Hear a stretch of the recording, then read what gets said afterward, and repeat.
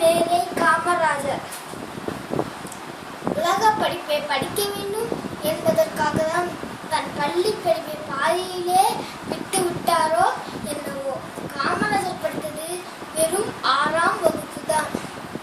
ஆங்கிலம் தெரியாமல் 6 ஆண்டுகளாக கற்ற கல்வியுடன் முதலமைச்சர் பதவியேற்ற அவர்தான் தலைசிறந்த தலைமைத்துவத்தை 9 ஆண்டுகளாக தமிழ்நாட்டிற்கு வழங்கினார்.